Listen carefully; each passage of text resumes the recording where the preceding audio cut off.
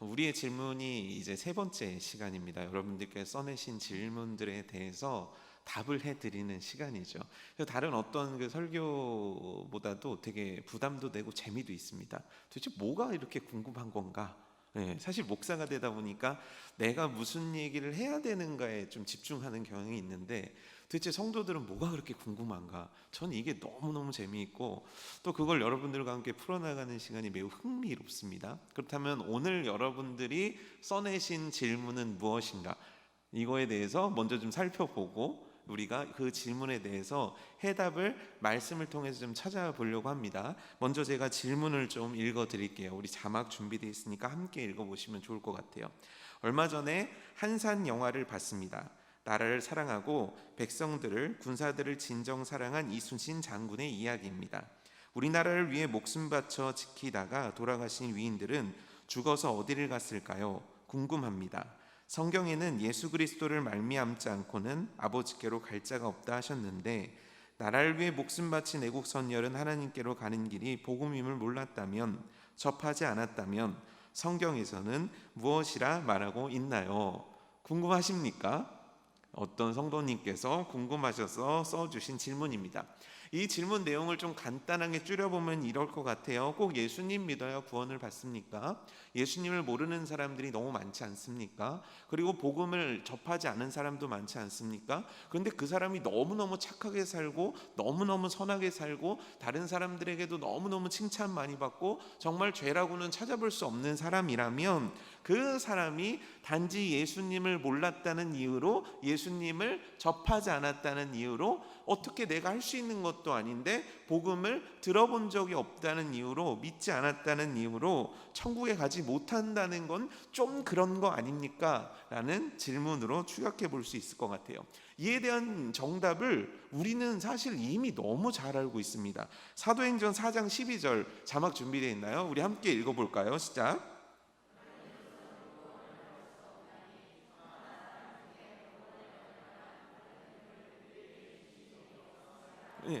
명확하죠. 너무 명확합니다. 이 얘기는 사도들이 얘기한 거예요. 사도들이 누구 앞에서 얘기했냐면 그들을 박해하는 사두개인과 제사장들 앞에서 얘기한 거예요.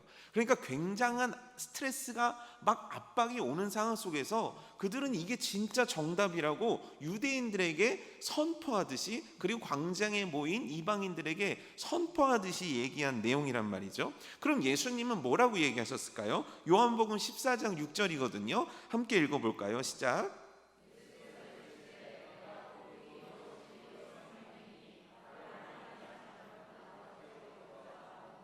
분명하죠? 예수님께서 하신 말씀입니다. 그리고 바울 사도는 로마서 1장 16절에서 이와 같이 얘기합니다. 또 읽어볼까요?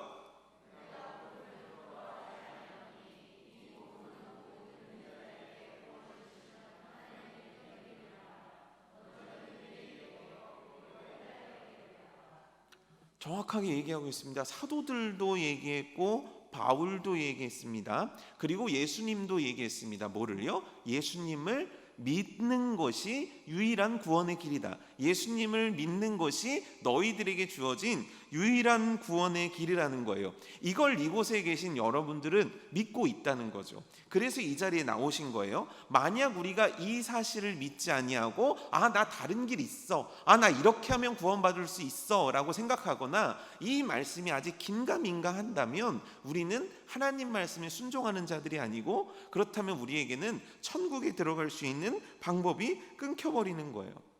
그런데 문제가 있습니다. 뭐냐면 앞선 질문에 전제가 있다는 거예요. 착한데, 아니 죄를 짓질 않았는데, 내가 봤을 때는, 그리고 몰랐는데, 접해본 적이 없는데, 그럼 이건 너무 억울한 일이 아니겠냐는 거예요. 그래요, 알겠어요. 예수님을 믿어야 구원받는다는 건 내가 알겠는데 그거에 대해서 내가 부정하지는 않지만 오늘 질문을 하셨던 질문처럼, 아니 이순신 장군, 아니 뭘 그렇게 잘못했겠어요? 그렇게 훌륭한 사람, 그래서 마지막에 나라와 민족을 위해서 정말 죽으신 그런 훌륭한 분이 예수님에 대해서 듣지 못했기 때문에 믿지 못했을 건데 그래서 지옥에 간다면 이거 너무 억울한 일 아니겠습니까? 라는 우리들 안에 이러한 질문이 있을 수 있다라는 거죠. 왜냐하면 우리들은 하나님은 자비이시고 사랑이시라는 이미지를 굉장히 크게 갖고 있고, 하나님이 정말 자비이시고 사랑이시라면 그럼 모든 사람들을 다 어떻게 해 주셔야만 하는 거 아닌가라는 생각을 갖고 있기 때문인 거죠.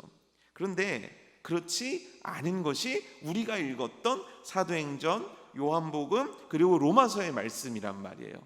그래서 이런 말씀들과 세상 사람들의 시선간에, 이 말씀들과 교회를 다니고 있지만 이런 부분에 대해서 궁금증을 갖고 계신 분들 사이에서는 몇 가지 충돌하는 상황들이 생기게 됩니다. 첫 번째 상황은 뭐냐면, 기독교는 너무 배타적이라는 거예요. 왜냐하면 왜 너네들은 사랑을 말하고 자비를 말하고 구원을 말한다면서 선을 긋냐는 거예요. 왜 누구는 갈 수 있고 누구는 갈 수 없다는 걸 니네 마음대로 재단해서 너네들만 맞는 길이냐 생각하고 그렇게 주장하고 배타적으로 너네들끼리의 신앙생활만 하려고 하냐, 이런 주장이 실제 있다는 거예요. 자료 하나 보여드릴게요. 인터내셔널 블레틴 오브 미셔너리 리서치 2000 글씨가 코딱지만 해가지고 보이시려나 모르겠네요. 미셔너리 리서치 2022년 1월호예요. 따끈따끈한 자료예요. 볼까요? 세계 인구가 79억 5,395만 3천 명이래요. 많이 늘었죠? 옛날에 그 교육 받으실 때는 전 세계 인구가 60억 인구 이렇게 배웠는데 벌써 79억이 됐대요. 근데 거기서 기독교인은 총 32.2%를 차지한대요. 그러니까 25억, 26억 정도 되는 사람들이 기독교인인 거예요. 그럼 나머지 기독교인이 아닌 사람들이 전 세계 67.8%, 인구로 따지면 53억 9,407만 8천 명, 대략 54억 정도에 되는 사람들이 아직 예수님을 믿지 않거나 예수님을 모르고 있는 자들이라는 거예요. 그럼 그 구성원을 보니까 무슬림이 19억, 힌두교가 10억, 불교가 5억, 중국 민속 종교가 4억, 무종교가 8억 9천만, 신흥종교, 시크인, 그리고 유대인교 등등등에서 기타 해서 7억 정도가 아직 예수님을 믿지 않고 있다는 거예요. 그러니까 쉽게 얘기하면 뭐냐면, 세계의 68%, 53억이나 되는 사람들은 만약 오늘 예수님이 오신다면 다 지옥에 간다는 거예요. 그럼 우리 입장에서는 그래, 그럴 수 있지, 맞아, 이렇게 받아들일 수 있지만 그들 입장에서는 이 사실이 얼마나 충격적이겠습니까? 아니, 니네만 천국 간다는 거야? 니네만 뭐가 있다는 거야? 그러면 오늘 예수님이 오시면 54억이나 되는 사람들은 다 지옥에 간다는 얘기야? 아니, 그럴 순 없지. 그렇다고 한다면 하나님이 너무 편협한 거지. 그렇다고 한다면 하나님은 사랑이 아니시지, 자비가 아니시지. 그래서 기독교라는 범주 안에서도 이것들을 받아들일 수가 없는 거예요. 그래서 다양한 이론들이 만들어지는 거예요. 여러분, 기독교가 예수님을 믿으면 예수님만이 유일한 길입니다라고 주장하는 종교 집단이 아닙니다. 개신교회, 그것도 개신교에서 보수적인 교단, 보수적인 신앙을 지키는 자들만 이걸 주장하고 있지, 실제 기독교라는 큰 바운더리 속에 있는 천주교 같은 경우는 이미 예수님 이외의 길이 있음을 그들이 공식적으로 인정을 했단 말이에요. 그러니까 이게 쉽게 얘기하면 뭐냐면, 천주교는 종교 다원주의를 인정하고 있다는 거예요. 종교 다원주의가 뭔지 아시죠? 북한산에 올라가는 길은 몇 가지가 있을까요? 여러 길이 있죠. 그거예요. 북한산을 올라가는 길이 여러 길이 있듯이 진리를 도달하는 길도 여러 가지 길이 있다. 이게 종교 다원주의란 얘기예요. 그게 우리들에게는 너무 맞는 거예요. 너무 인간적으로 딱 들어맞는 거예요. 야, 어떻게 너네만 구원이 있다고 얘기해? 실제 모든 종교들 가운데는 다 진리에 이르는 길이 있고 다 방향만 틀릴 뿐이지, 어느 쪽으로 올라가도 북한산에만 꼭대기에만 올라가면 되는 거니까 모두에게 구원이 있어. 이게 종교다원주의예요. 종교다원주의를 조금 더 세밀하게 보게 되면 이렇게 주장하는 사람들도 있습니다. 하나님은 기독교에서는 하나님, 불교에서는 부처, 이렇게 하나님이라는 존재가 각 나라와 각 문화와 각 사람의 성향에 따라서 다 달리 보여. 그렇지만 원래는 동일한 하나님이야, 이렇게 믿고 주장하는 쪽들도 있다는 거예요. 문제는 뭐냐면, 이걸 선택하지 않는 순간 우리는 편협한 사람들이 되는 거예요. 이걸 선택하지 않는 순간 우리들은 배타적이고 누군가를 차별하고 누군가를 밀어내는 사람으로 보일 수 있다라는 거예요. 하나님은 사랑이시고 자비이시고 놀라운 은혜를 베풀어 주신다는 그 부분이 퇴색되어지고 오염되어지도록 사람들은 보게 될 수 있다라는 거예요. 그러면 우리도 종교다원주의 선택하고 우리도 종교 간의 대화 선택할 수 있냐라는 거예요. 여러분 생각은 어떠십니까? 이렇게 교회에 왔으면 가끔 어떻게 좀 머리 이렇게 싹 미신 분이 와가지고 회색 옷 입으시고 뭔가 좀 좋은 얘기도 할 수 있는 거 아닙니까? 목사님이 가셔서 절에 가서 성경책 펴고 자 우리 모두 사랑하며 살아갑시다 이렇게 얘기할 수 있는 거 아닙니까? 절대 안 되는 겁니다. 이게 왜 안 되는지 잘 생각해 보십시오. 제가 종교라는 말을 썼지만 사람들이 종교라는 말을 쓰고 있지만 세상에 종교라는 게 존재합니까? 아니에요. 세상에 종교라는 건 없습니다. 악한 영들의 집단이에요. 미혹하는 영들의 집단이에요. 사단의 종들이에요.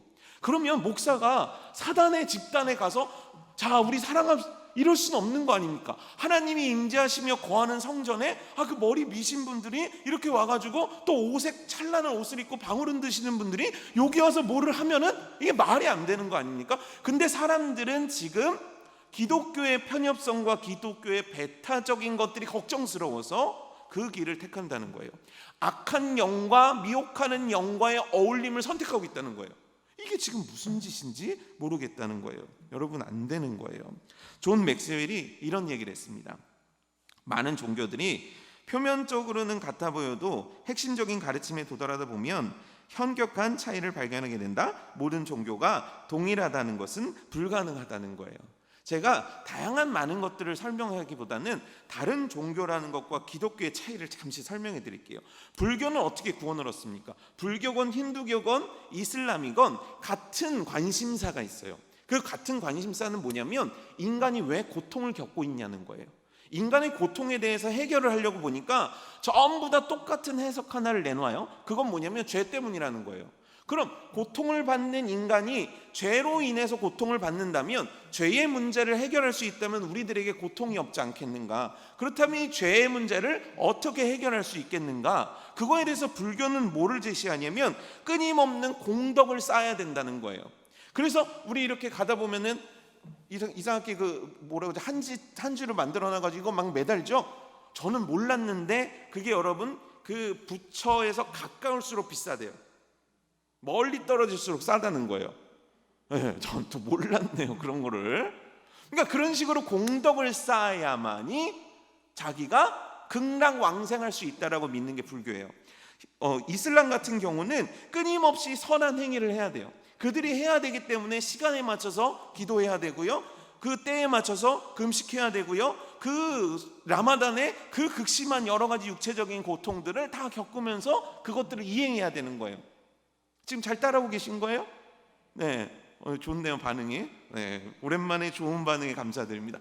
힌두교 같은 경우는 어떻게 되냐면 고행을 해야 되는 거예요. 그래서 왼손을 계속 들고 있는다든지 지저분하게 손톱을 계속 기른다든지, 그리고 그들은 마약성 진통제를 먹고 몸에 구멍을 뚫고 뭔가 자기를 학대해야 자기들이 구원을 받을 거라고 생각한다는 거예요. 제가 세 가지 종교 예를 들었어요. 불교, 힌두교, 이슬람. 똑같아요. 뭐죠? 내가 뭐를 해야 돼요. 이 죄를 해결하기 위해서 내가 뭔가 해야 돼요. 그러면 그거를 많이 하면 많이 할수록 나는 레벨이 업돼요.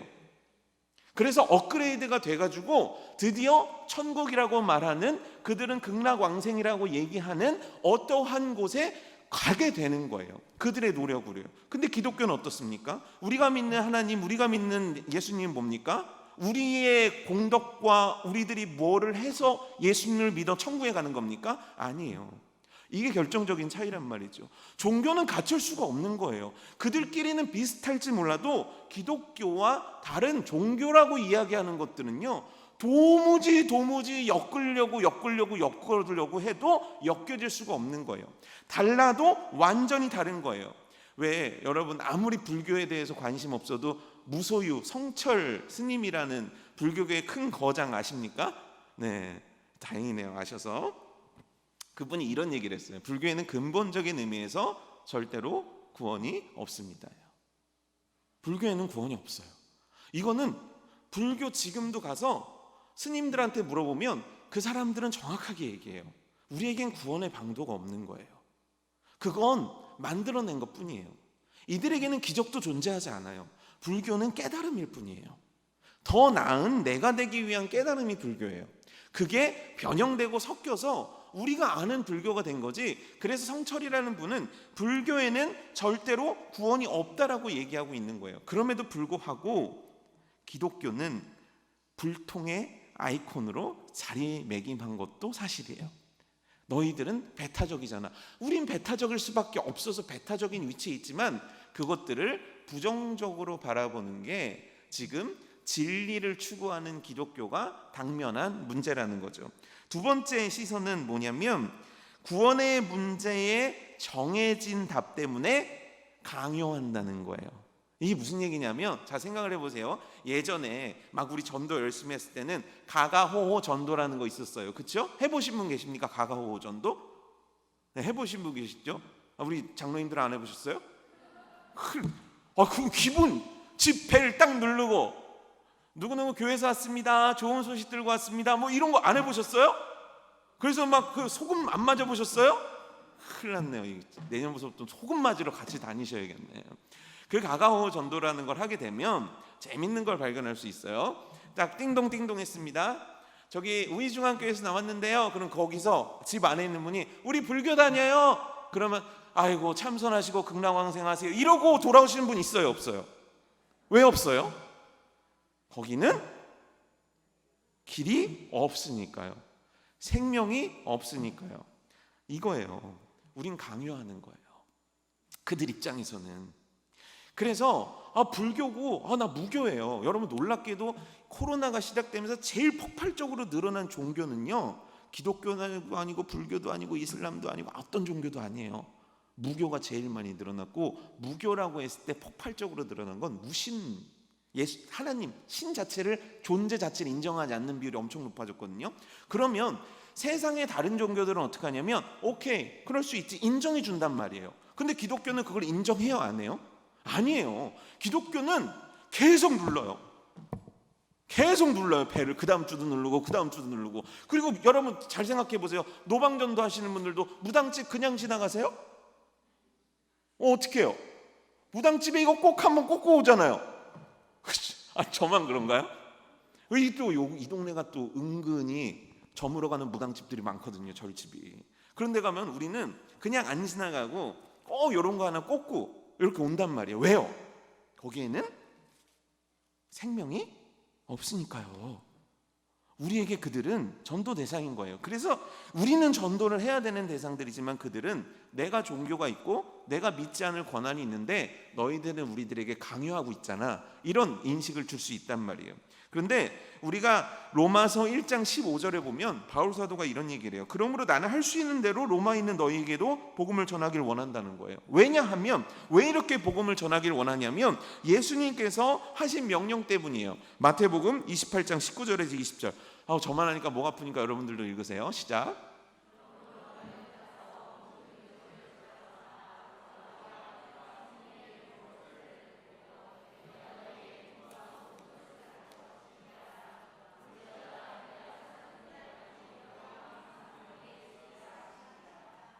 너희는 배타적이야. 너희들은 우리한테 쓸데없이 강요하잖아. 이어서 또 하나, 사실 요즘 시대에 굉장히 강력하게 기독교에 대해서 부정적인 시각이 더 많아지게 된 이유는 뭐냐면 왜 너희들은 보편적이지 않냐는 거예요.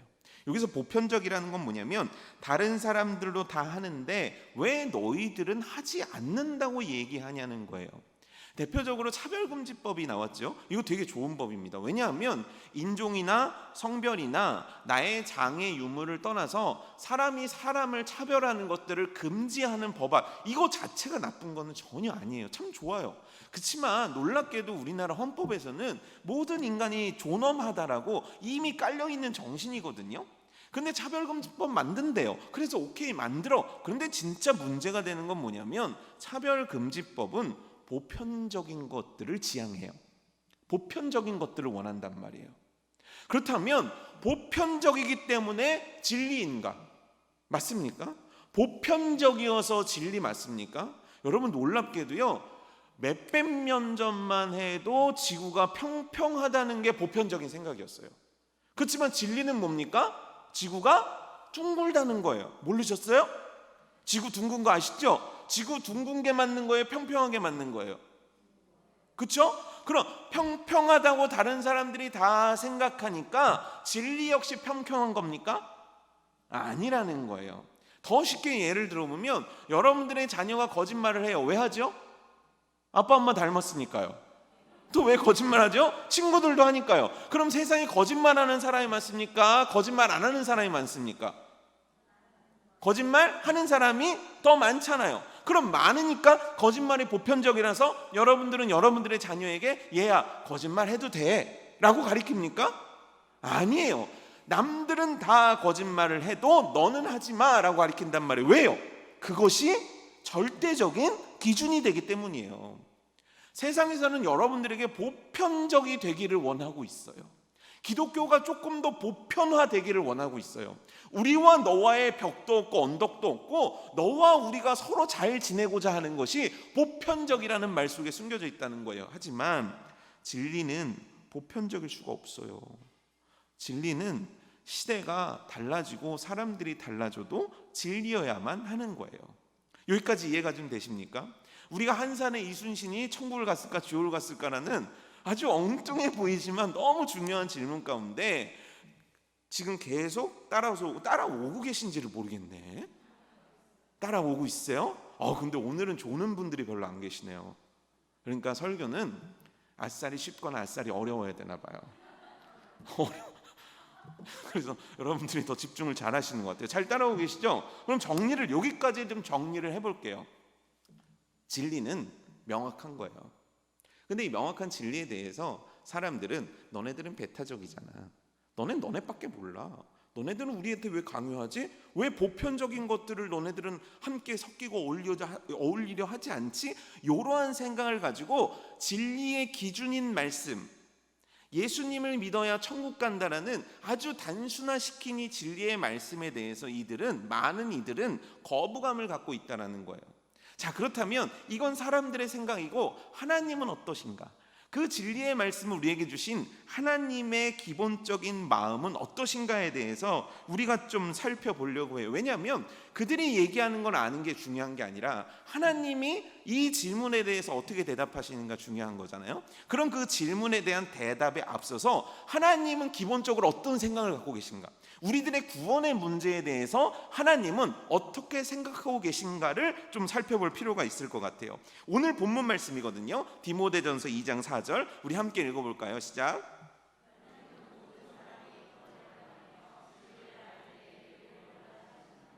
야, 아까 통계에서 기독교 너네 30%만 가, 70%는 버려. 이게 하나님의 뜻이 아니라는 거예요. 하나님의 뜻은 뭐냐면 모든 사람들이 구원을 받기를 원하는 것, 모든 사람들이 진리를 아는 것들을 너무너무 원하고 계시다는 거예요. 그래서 기다리신다는 말씀이 있는데 베드로후서 3장 9절 말씀이에요. 읽어볼까요? 시작.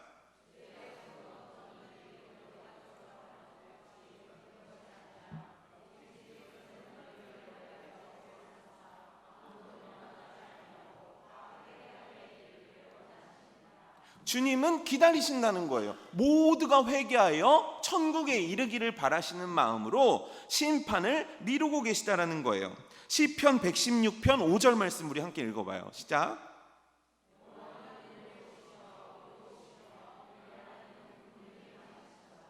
이걸 제일 잘 보여주는 구약 성경의 예화가 요나서 아닙니까? 니느웨 멸망시켜야죠. 요나가 맞는 거예요. 요나 생각이 딱 맞는 거예요. 니느웨는 멸망당에 마땅한 자들이에요. 근데 하나님은 기다리시잖아요. 하나님은 요나를 보내시잖아요. 요나가요, 잘 그 말씀을 보게 되면 여러분 심판날이 이르렀으니 하나님을 믿으십시오, 여러분 회개하십시오라고 얘기하지 않았어요. 그냥 심판날이 왔다까지밖에 얘기 안 했어요. 그럼에도 불구하고 하나님은 그 말씀을 통해서 그들의 마음속에 역사하셔서 그들을 돌아오게 하시잖아요. 기회를 주시잖아요. 왜냐하면 이게 하나님의 마음인 거예요. 만약 하나님이 심판의 자체가 목적이신 분이라면 노아의 방주를 만드실 이유가 없어요. 만약 하나님이 진짜 심판 자체를 너무너무 열망하고 계신 분이라면 예수 그리스도의 십자가도 만드실 필요가 없는 거예요. 예수님이 그렇게 죽으신 이유, 노아가 방주를 만든 이유, 요나가 물고기 뱃속에서 토함받아서 간 이유, 수많은 선지자들과 수많은 하나님의 사람들이 목숨 바치고 복음을 전하게 하신 이유는 뭐냐면 한 사람이라도 더 예수 그리스도를 믿어 진리에 이르러 천국에 이르게 하시기를 하나님은 너무너무 원하고 계시다는 거예요. 그래서 지금 믿는 자들의 고통과 믿는 자들이 박해당하는 상황 속에서도 그 날을 미루고 계신 거예요. 한 사람이라도 더 예수님 믿게 하기 원하는 게. 그러니까 우리는 이 오해를 하면 안 돼요. 하나님은 뭔가 차별하셔. 하나님은 누구는 구원하시고 누구는 구원하지 않기를 원하셔. 이게 아니라는 거예요. 하나님은 그가 택한, 그가 사랑한 자녀는 다 구원받기를 원하시는 것이 하나님 아버지의 마음이라는 거예요. 과거이든 현재이든 이건 동일한 거예요. 요나 시절에도, 초대교회 시절에도, 2022년 오늘에도, 그게 아프리카여도, 그게 아시아여도, 그게 중동 땅이어도 하나님의 방법과 하나님의 생각은 동일한 거예요. 한 명이라도 더 구원받기를 원하시고 그 한 생명이라도 더 구하기 원하시는 것이 바로 하나님의 마음이라는 거예요. 여기까지 오케이 되셨습니까? 사람들이 배타적으로 생각하는 그런 차별의 하나님이 아니라는 거예요. 하나님은 기다리고 계시다라는 거예요. 그렇다면 이제 빙빙빙 돌렸으니까 드디어 오늘에 대한 정답을 좀 풀어봐야 되잖아요. 오늘 문제가 뭐죠? 이순신은 천국에 갔을까요? 지옥에 갔을까요?잖아요. 그건 모르죠. 하지만 하나님께서 이에 대해서 기가 막힌 말씀을 우리에게 남겨주셨습니다. 로마서 1장 18절에서 20절 말씀이에요. 좀 길지만 너무 중요하니까 우리 함께 읽어볼까요? 시작.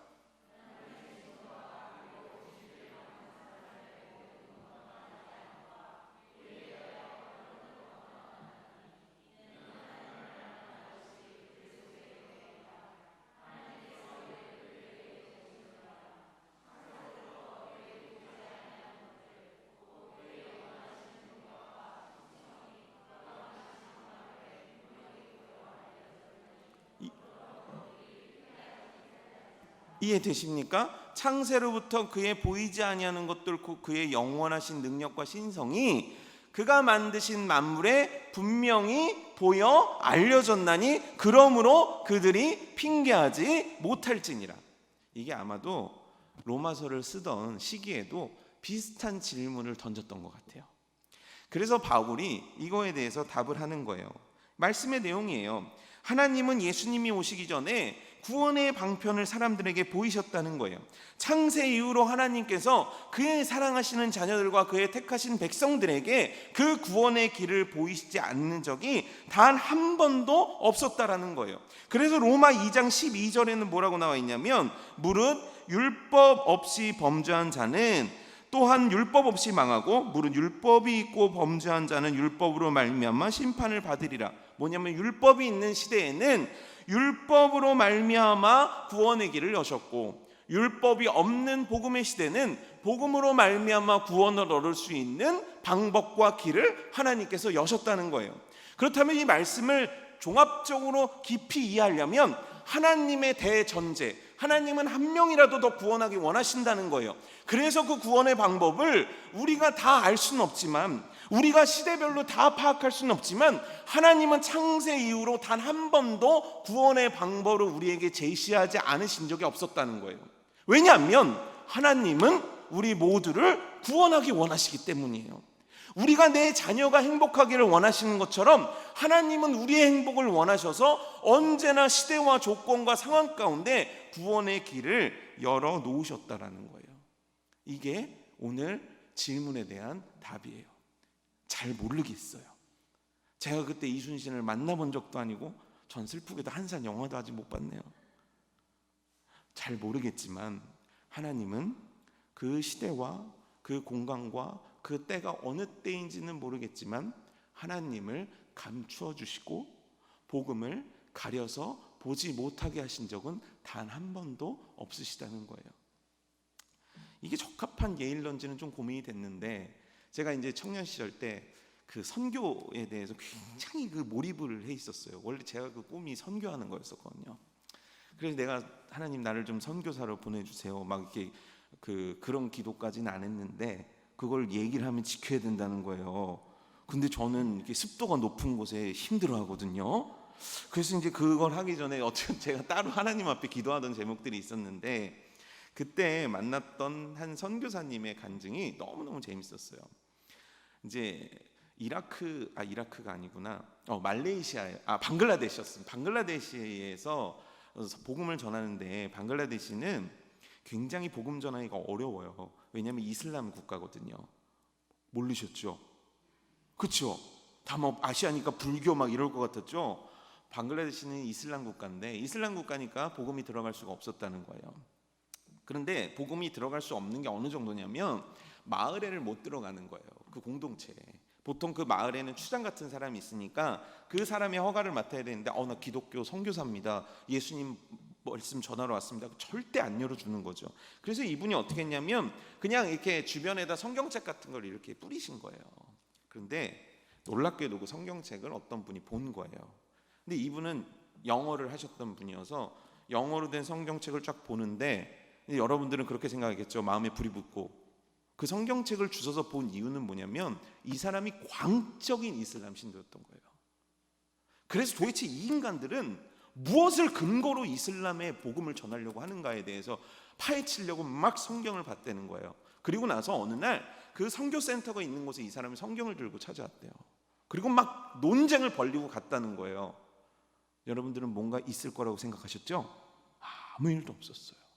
그런데 놀라운 일이 일어난 거예요. 꿈에서 예수님을 만난 거예요. 여러분, 꿈에서 뭐 하세요? 아니, 어떤 사람들은 예수님을 만났는데 여러분들이 2만 가시고 10만 흘리시면 되겠어요? 지금 설마 예수님을 만나고 계신 거예요? 지금은 예수님이 안 만나줘요. 말씀을 통해 만나시는데 눈을 감고 계시면 안 만나주십니다. 꿈에서 예수님을 만난 거예요. 그리고 나 성경을 읽고 한 며칠 있다가 이분이 거기 센터를 찾아간 거예요. 찾아갔을 때는 내가 예수님 믿겠습니다로 오신 거예요. 그분이 선교사님이 되셨어요. 마을에서 죽도록 맞았대요. 멍석마리도 하고 막 피가 터지도록 맞고, 그래서 마을에서 쫓겨난 거를 선교 단체에서 구해내 가지고 이제 선교사가 되신 거예요. 그분이 하신 얘기예요. 아직도 들어갈 수 없는 곳이 너무 많대요. 그런데 놀랍게도 꿈을 통해서 예수님을 만난 사람들이 그렇게 많대요. 근데 와, 이렇게 들을 수 있잖아요. 근데 우리나라 선교의 역사도 마찬가지예요. 토마스 선교사님들은 예수님 믿으라고 얘기한 적이 없어요.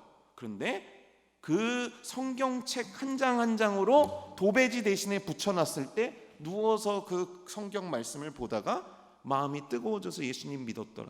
뭐냐면, 하나님은 시대와 열방과 어느 곳에든 그의 일을 이루어내시는 거예요.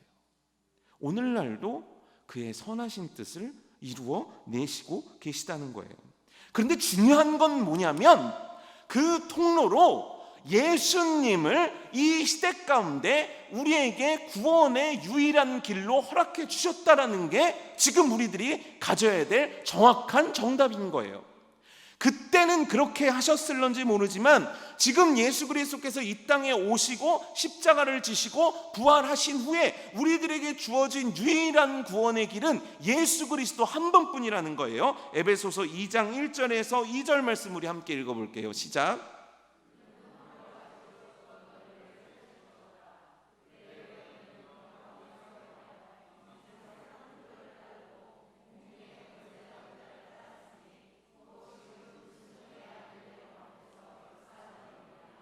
이랬던 우리를 8절이에요.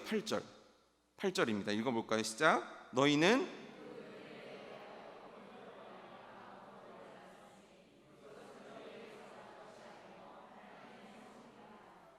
9절 말씀 한 번 더 읽어봐요.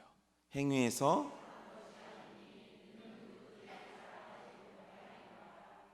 이거예요. 우리들에게 오직 예수 그리스도 그 이름밖에는 주신 적이 없는 거예요. 오늘날에. 그리고 그것들은 내 공로도 아니고 내가 열심히 노력해서 얻는 것도 아니고 내가 찾는 것도 아니에요. 거저 주신 은혜의 선물이라는 거예요. 그리고 이 방법을 통해서 하나님은 오늘도 그의 사랑하는 백성들을 구원하기 원하신다는 거예요. 그럼 이제 이 질문을 통해서 알았어. 하나님은 구원하기 원하시는구나. 그래서 한 번도 구원의 길에 대해서 막아놓으신 적도 없고 구원을 우리들에게 모르게 하신 적도 없으시구나. 그리고 지금은 예수 그리스도를 통해서 이렇게 밝고 이렇게 분명하게 우리들에게 길을 열어놓으셨구나. 그렇다면 우리는 오늘 어떻게 해야 되는가? 그게 중요한 거 아니겠습니까? 첫 번째는 뭐냐면, 아무리 기독교가 배타적이라고 사람들이 얘기하고 강요한다고 얘기하고 너희들은 보편적이지 않다라고 얘기할지라도 우리의 기준은 하나님 말씀이 기준이 돼야 된다는 거예요. 구원에 이르는 방법은 예수 그리스도밖에 없음을 우리가 확고히 할 수 있는 게 먼저 내가 돼야 돼요. 그래서 점검해야 됩니다. 고린도후서 13장 5절 말씀이거든요. 고린도후서 13장 5절 우리 함께 읽어봐요. 시작.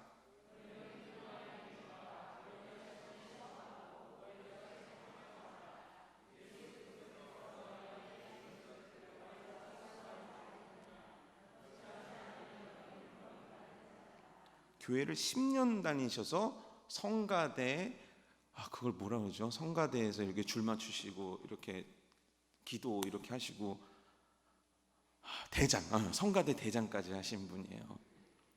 그분의 간증인데, 교회를 다니고 10년이 됐는데 그래서 성가대 대장도 하고 그렇게 칭찬받는 사람으로. 왜냐하면 여러분들 잘 아셔야 되는 게, 사회생활을 잘 하시는 분들은 교회 생활도 잘합니다. 그러니까 뭐냐면, 매일 그 지각하시는 분들 있잖아요. 교회도 지각하거든요. 근데 매우 근면성실하신 분들은 교회도 근면성실하게 다닙니다. 그래서 여러분들이 혹시 그런 분들을 만나보신 적이 있는지 모르겠는데, 굉장히 재밌는 사실인데, 뭐 불교에서 오신 분들이나 이런 분들 있잖아요. 굉장히 열심히 하십니다. 그러니까 하나님께서 그런 걸 써놓으셨어야 돼요. 너네들은 영하 10도에 소복 입고 저기 올라가서 물 떠놓고 비나이다도 너네를 해야 돼. 이렇게 가르쳤어야 되는데, 교회는 히터 나오죠. 다 에어컨 나오죠. 그리고 앉으면 되죠. 여러분, 옛날에 이 앉는 자리가 어디 있었습니까? 방석 가지고 무릎 꿇고 있고. 그런 시대를 안 겪어보셨습니까? 왜 저는 겪었습니까? 이 놀라운 사실인데, 그 10년 되신 집사님이 놀라운 고백을 하시는데, 예수님을 안 믿었대요.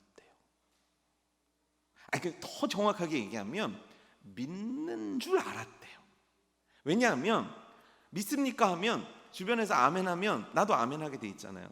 예를 들어서 뭐 여기 청년 예수님 믿으시죠? 그러면 사람들이 예 하지 말고 아멘 하셔야죠. 아멘, 그렇죠. 이게 보통 교회가 하는 어떤 그런 모양 아닙니까? 그러니까 그분도 그런 모습을, 자기도 대답을 했으니까 예수님을 믿는 줄 알았대요. 성경 공부도 열심히 나오고요, 교회 생활 열심히 했대요. 그런데 예수님을 믿지 않는다는 것을 10년 만에 알았대요. 무섭죠. 실제 지금 우이중앙교회에서도 1대1 하고 있지만, 1대1을 전수해 주신 온누리교회 집사님들하고 장로님들하고 얘기를 해보면 그런 경우가 너무 많다는 거예요. 교회를 다니는 지 5년, 6년, 7년, 10년 됐는데 복음을 제시하면 눈이 흔들린대요. 확신에 찬 대답을 못 하시는 분들이 의외로 많다는 거예요. 오늘 말씀이거든요. 예수님이 우리를 위해서 은혜로 구원의 선물을 주신 거예요. 여러분, 정말 예수님 믿고 계십니까? 우리가 두 번째로 해야 되는 건 내가 진짜 구원받은 자인지를 체크해 봐야 됩니다. 여러분, 변하셨습니까? 달라지셨습니까? 열매 맺고 계십니까? 예배를 드릴 때 성령님의 내주하심이 느껴지십니까? 여러분들을 때로는 치시고, 여러분들을 때로는 위로하시고, 여러분들의 기도 가운데 때로는 눈물을 흘리게 하시고, 때로는 정말 눈물을 흘리는 회개를 하게 하시는 성령님을 체험하고 계십니까? 진짜 여러분들의 인생 자체는 성령께서 내주하시는 하나님의 전으로 살아드리고 있습니까?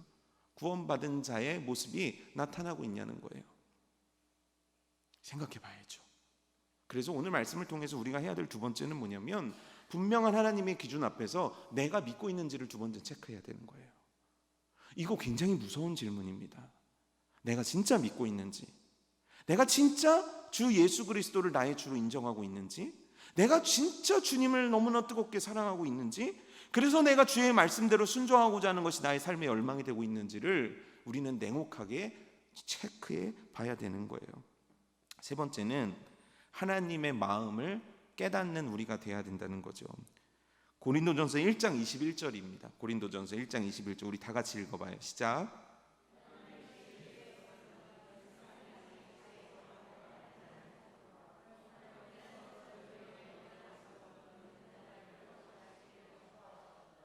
성경은 얘기를 해요. 전도에 미련한 것이래요. 우리가 아는 전도의 내용, 전도를 하는 우리들의 방식 미련해 보일 수 있다라는 거예요. 근데 중요한 건 뭐냐면 그 미련함을 통해서 하나님은 구원하시기를 원한다는 거예요. 이 얘기는 뭐냐면 오늘날 하나님의 뜻은 뭐냐면 내가 예수님을 믿어 구원에 이르고 나라는 사람을 통해서 누군가가 구원에 이르게 하기를 원하시는 것이 하나님의 뜨거운 마음이고 하나님의 뜨거운 관심이라는 거예요. 여러분 이거 공감하고 계십니까? 여러분들 마음 가운데 한 영혼을 향한 애틋함과 한 영혼을 향한 마음이 있냐는 거예요. 오늘 이 말씀을 통해서 우리가 깨달아야 되는 거예요. 예수님이 유일한 방법이라면, 예수님이 유일한 길로 우리들에게 주셨고 예수님만이 우리들에게 선물로 주신 유일한 복음의 방법이라면 나는 이것들을 부여받은 사명자로 그들에게 전하고 있는가는 거예요. 누군가가 전하겠지. 전도는 부담스러워. 이 생각 속에 여전히 갇혀 있는 거 아니냐는 거죠. 근데 실제 솔직히 얘기하면요, 저도 굉장히 전도가 부담스러웠었어요. 전 청년 시절부터 진짜 전도 열심히 했거든요. 저는 막 길에서도 데리고 오고요, 막 그런 걸 많이 했단 말이에요. 그래서 전도를 막 하지만 전도가 솔직하게 행복하지는 않았었어요. 부담스러운 거예요. 왜냐면 제가 어마어마하게 사람의 낯을 가리거든요. 진짜 그래요. 그래서 진짜 아무도 저를 몰랐으면 좋겠어요. 그리고 제가 어제 그 목사님들하고 얘기를 하는데 제가 울분을 토하며 얘기했어요.